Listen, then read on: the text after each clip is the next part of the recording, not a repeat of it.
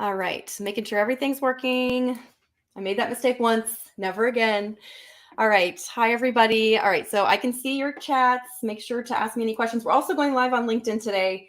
So hello, LinkedIn friends. Just getting everything going.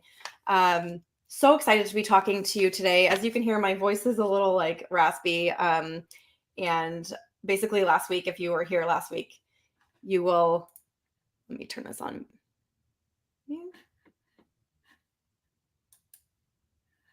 One second, I'm getting an echo.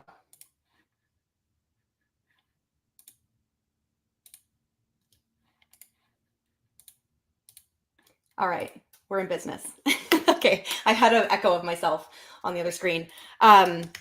So yes, today we're going to be talking about why more engagement is not better, because it's not. And we can get stuck in an endless loop of thinking like, oh, if I just create more, then it's going to be successful. And so a lot of our clients who work with us, that's a pleasant surprise for them because they realize they learn very quickly that more is not better. And in fact, getting really focused and appreciating and being grateful for what they already have without having to create more crap that's the secret to success.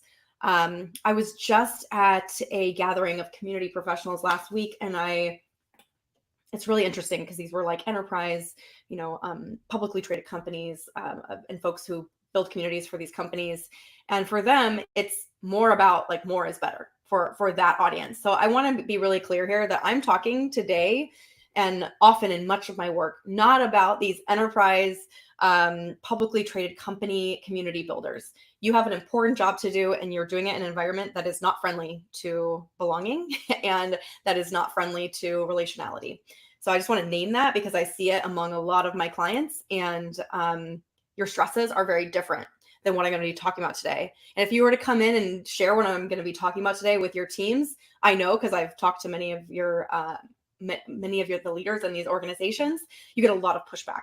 But for those of you who are creators, small business owners, people who are passionate about the communities that they build, everything I'm sharing today, you're not going to get pushback on, and is going to create more joy and abundance and intention in your business. So that's who I'm really talking to today. So if you're here from a large publicly traded organization, take everything that I'm sharing with a grain of salt and know that you're going to have to advocate for all of this internally.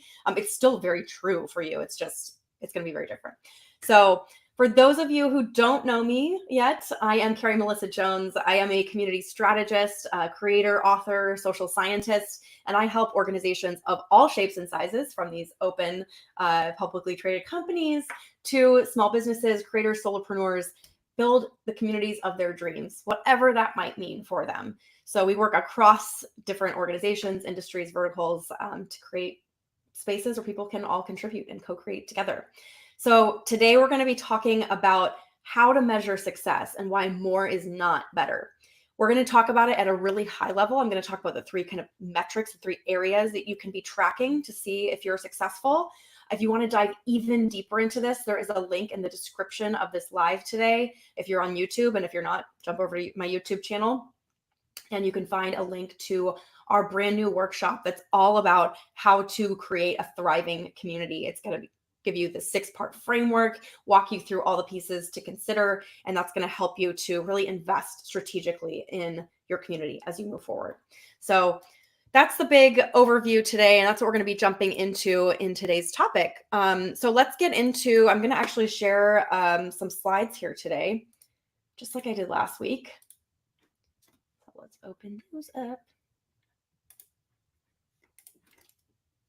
All right, so you're going to see my notes here for just a second.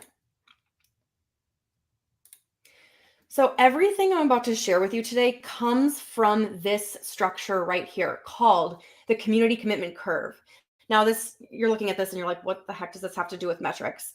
What this has to do with metrics is that what we're really trying to do, the structure that we're trying to create in our community, is moving people from joining and discovering our community, so discovering, then joining, into engaging, and ultimately into leading in our communities. So if we are not doing that with our work, then we're not creating something that is scalable over the long term. And so that's really dangerous. That's a real risk.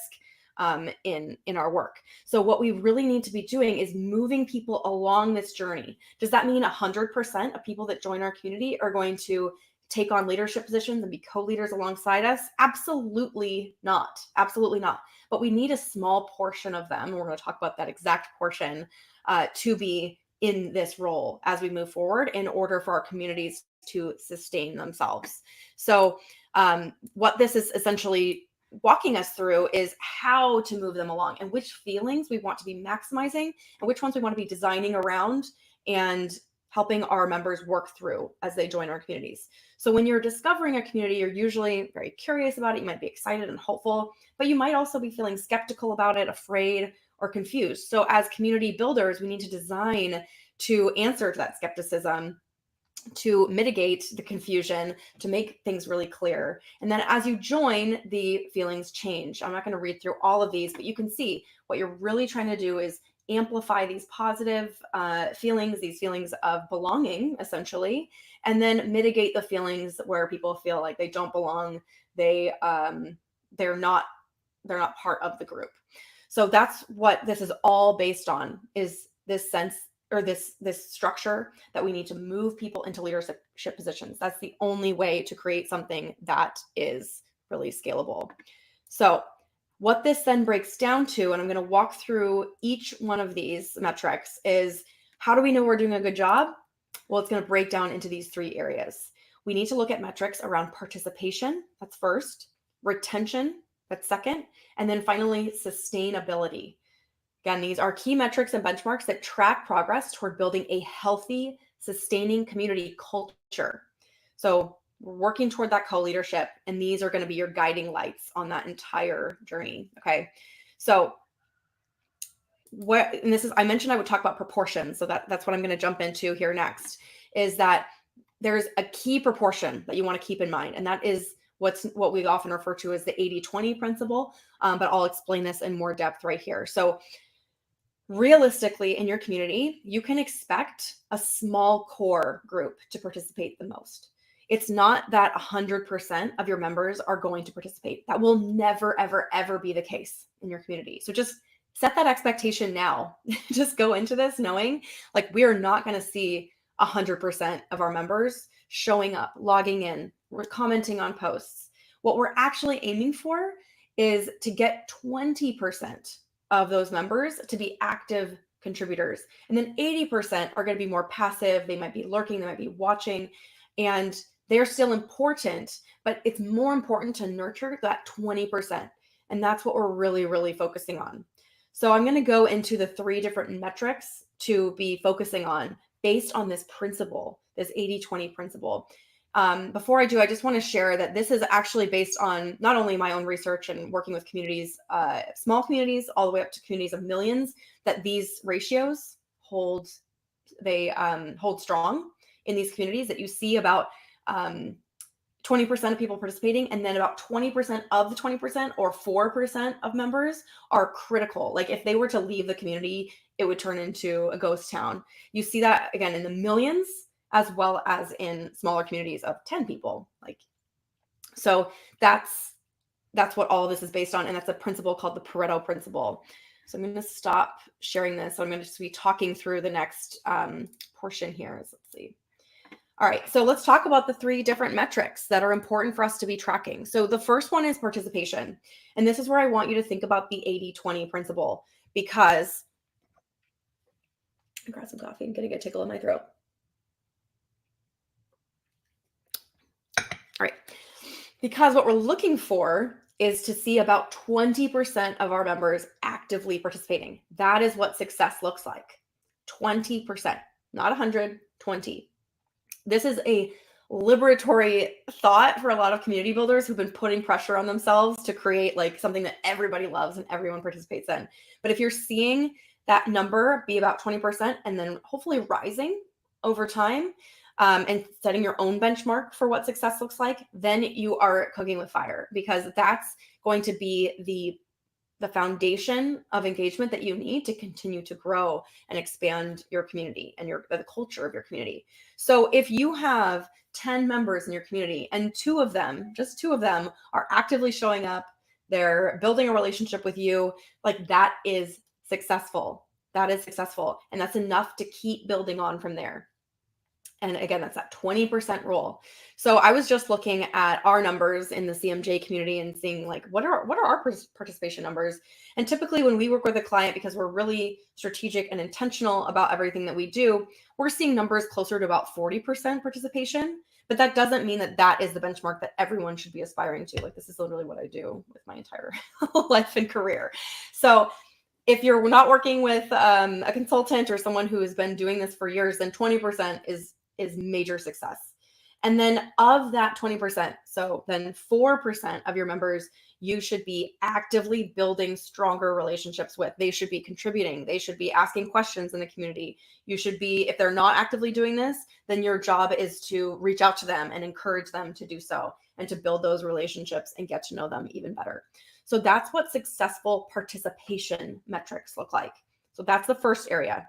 The second area then is, let's see if there's any questions here. Yes, Jamar said 20% feels so much better. Yes. And it's what's realistic. That is just, if you look at the data, that's what we see across the board. So communities never have 100% participation. So the second metric area that I want to talk about is retention. So this is something different. This word retention is something different for a paid community versus a free community, because in a paid community, retention is going to mean what is the portion of our membership that is continuing to pay us either month over month, quarter over quarter, year over year. And that is a vital, like business vital metric, because if you're watching retention slide downwards over time, then you don't have a sustainable business. So retention in a community, we're going to lean on that 80-20 principle again.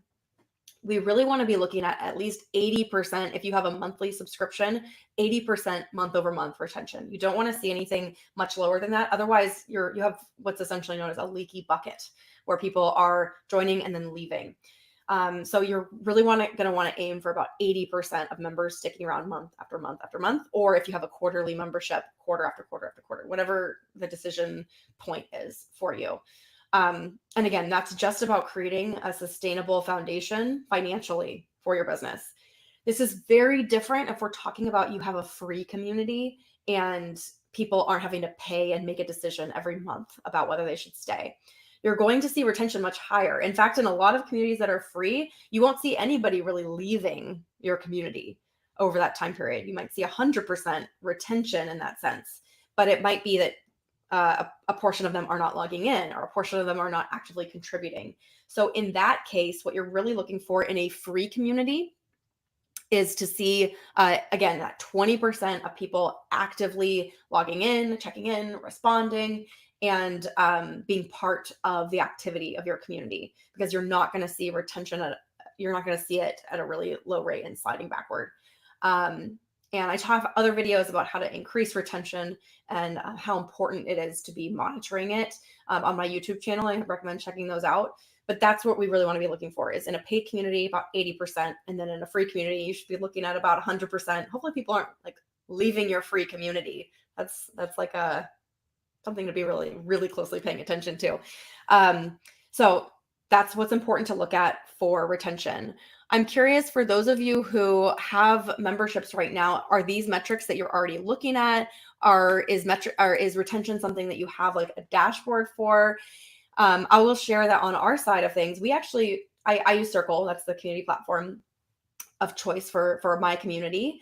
And we have a really special scenario in which we have a public free portion of our community, and then we have a paid portion of the community. So what this means is that Circle's dashboards are effectively useless for us, because it's not going to tell us things like the overall participation rate of our paid members and then the overall retention rate of just our paid members. The dashboards are giving us things like total participation of all members. And, we have like 400 members in the overall public community, but only a portion of those are in the paid community. So currently, this will not be the case moving forward. I'm working with an incredible consultant who will hopefully fix all of this. And as soon as I can confirm that it is all fixed, I will let you know her name and refer her like far and wide.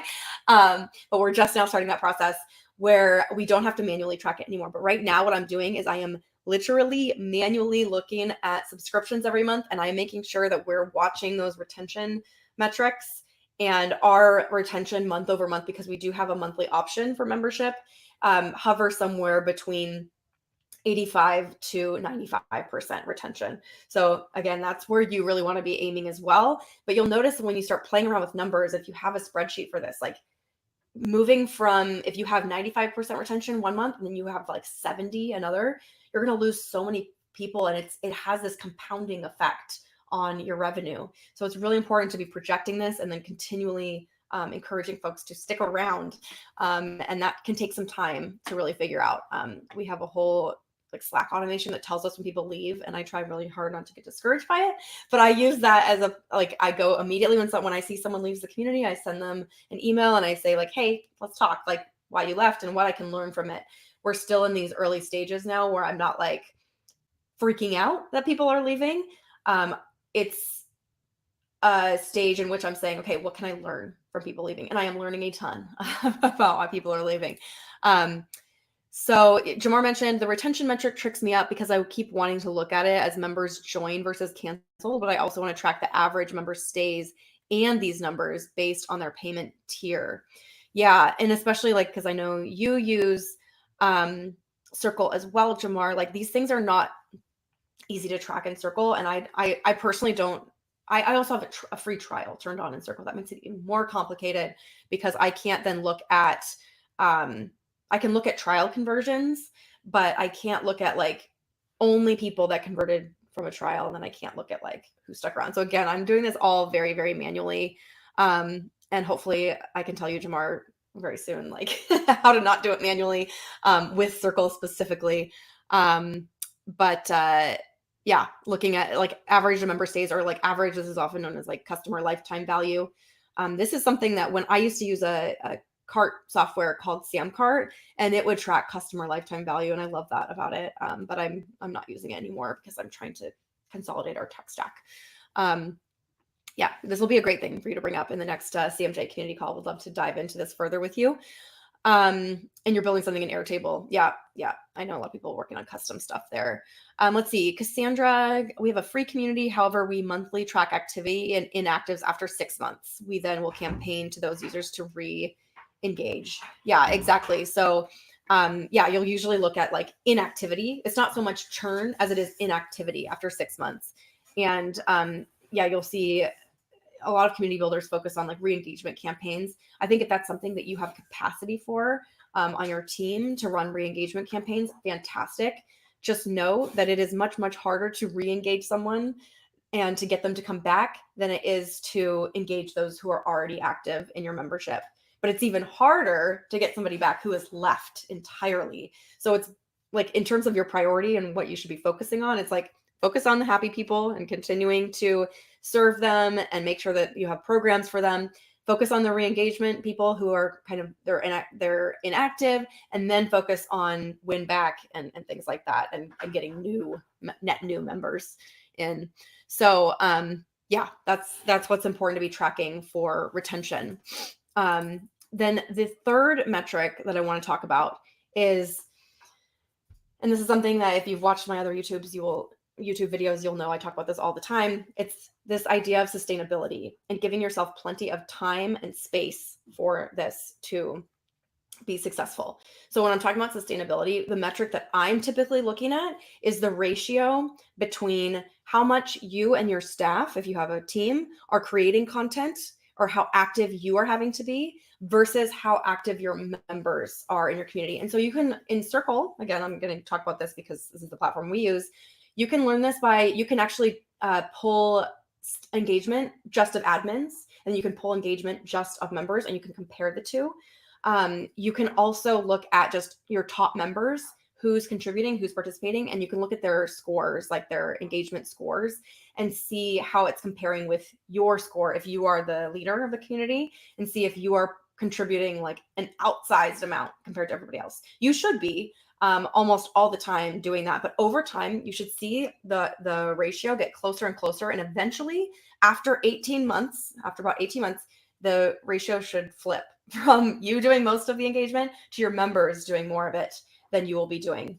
And that's how you build a scalable, sustainable community. And that's what we don't end up getting to a lot of times, because people pull the plug on their community before it can get to that point. But that's what we really want to be looking at in terms of sustainability, is just how much are you having to do and push and hustle for, and then how much are your members stepping up, helping each other, answering each other's questions, and truly being in community together, not just, being a place for them to reach out to you for customer support, right? So those are the 3 metrics that I recommend looking at. These participation metrics and knowing what that benchmark is, the 80-20 benchmark, retention, looking at about 80% retention, and then sustainability. So looking at the ratio between your contributions and the contributions of your members, and making sure that they are becoming more equal, and then the number of contributions are growing more than your contributions over time. So this is all like very high level information. I hope that it's been really helpful for you in thinking about what you're going to be tracking. If you want to dive even deeper into this and really put this all into a model to create a thriving community overall, and learn like how you can impact retention, how you can grow and move things forward, then that's why I highly recommend checking out our brand new workshop on how to create a thriving community. Again, it is linked on the description of this YouTube live, and throughout my YouTube channel. You can find it on the main page there. And we go all the way into the 6-part framework, and just really everything that we have learned over many years of research and practice, and help you apply all of that into your own community work. So if you have any questions about that or how to get access to it, it is totally free. So highly recommend checking that out if you have not already. But that's it. That's all I got for today. I'm keeping it short and sweet. My voice, like I said, is like, it's total peak. So I'm just trying to spare my voice a little bit, and hopefully get some more rest. I also had 17 days of visitors, which was, my partner and I and our baby, we were like, I had my brother here, and my parents were here, and my best friend from college was here, and our very good friends from Austin were here, and it was 17 whole days of like friends and family here while I was sick. So I'm showing up somehow. I'm here today, and that's what I'm dealing with. I also am giving away, for every one of these sessions, I'm giving away a free month in the CMJ community. So if you have dropped a comment in the chat, I will put your name into a hat, like a physical hat. I'll write it down, and we'll pick a name out of the hat, and then I'll announce that on my Instagram, and I'll tag you there for who will get the free month. And Prathi, you won the last week, and I was so sick that I did not get you the access yet. I'm going to get it to you today. Thank you for your patience with me. And